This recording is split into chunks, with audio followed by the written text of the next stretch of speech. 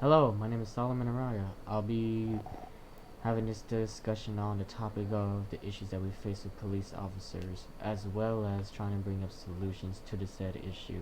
I'll be discussing in each topic with three subpoints to help support that said topic that I'm choosing. First topic is becoming a police officer. The requirements needed to become a police officer, as well as the information provided by police officer education states aspiring police officers need to be of at least 18 to 21 years of age to apply for the post of a police officer.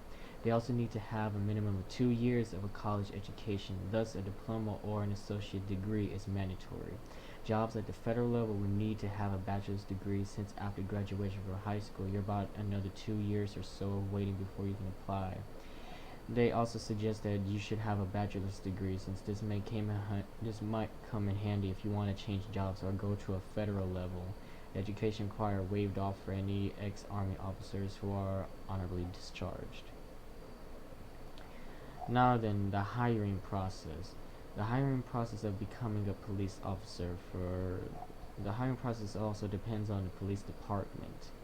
They accept your applications. You must undergo at least a series of steps to get selected to a particular police academy. The hiring process consists of writing physical and psychological and medical tests. It also consists of an oral board where you might use the anomalies found in your background check and application to grill you to see how you react under pressure. There are also a polygraph test that verifies other informations. Now then, I can agree to these set tests, but at the same time though, I don't agree with how it takes 6 months for this, because even though 6 months might be a long time, for someone to have that position of enforcing the law, it's kind of short compared to a lawyer who takes up to 12 years in order to learn to practice the law in court. Furthermore, on to the graduation of a police officer. When graduating from the police academy, you're almost a complete police officer. However, you have to undergo a certain amount of time under probation. This means that you're going to receive some on-the-job training while you're partnered with a senior officer. He or she would teach you the ropes and jobs and monitor your progress every month. Basically, a mentorship when it comes to when you graduate from the police academy through your training. And I can agree with that. I support that idea that having a mentor be under you, but at the same time though, those said mentors could influence you and put things from their different point of view, instead of showing the ropes in a different aspect of certain things. But as I stated before, 6 months is still too short of a time, and that, like they say, how you have to have 18 to 21 years to start. Like I suggest 4 years, you still have, if you choose 18, 19, 20, 21, 22, in which case there are still police officers who are in their 30s on office, so you can still participate physically, as well as still having the attributes needed to continue your career. Now on to with the problems with police officers in our society. The main incidents that they have caused.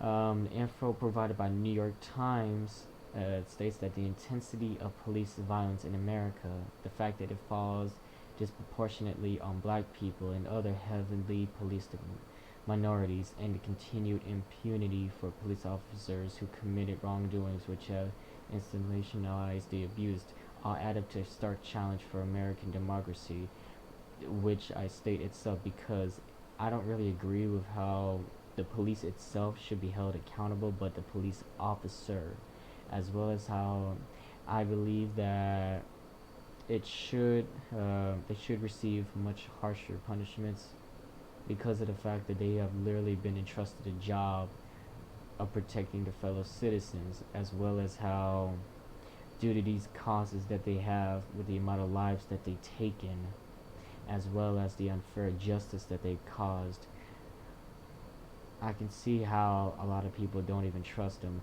In fact, on to the next topic, how society views police officers with the actions done today. Until recently, mainstream debates have tended to treat police killing as isolated incidents of individual officers, which I agree, mistakes or behaviors about a few bad apples. Now that I find that questionable.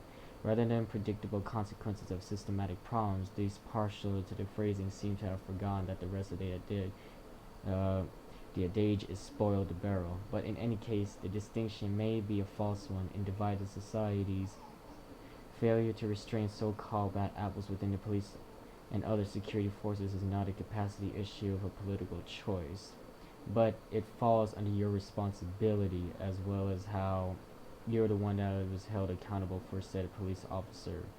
And this is said from Kate Corinne Furman, a lecturer in the political science at University College London, who has studied abuses in Sri Lanka and Myanmar and the Democratic Republic of Congo. Now then, as well as how it affects our society. Furthermore, to subtopic 3, the ways of how police brutality affects our society and people's lives.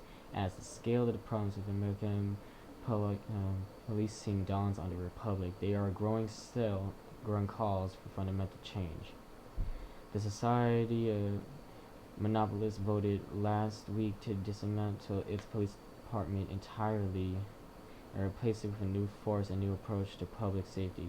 Organizations like Black Lives Matter have called for police departments to be defunded and most of their duties reassigned. New York and Los Angeles have already pledged to slash millions for police budgets. Now, I don't really agree with such an action because of how it just falls into a debate of instead of focusing on one individual, they might as well just take everyone under the road. Because in a certain way, you can't really be prejudiced and discriminate against all police officers when there's certain of them that have caused actions like that. But that's half of the topic that I'm going to focus today. I want to see how I can improve, and thank you for your time.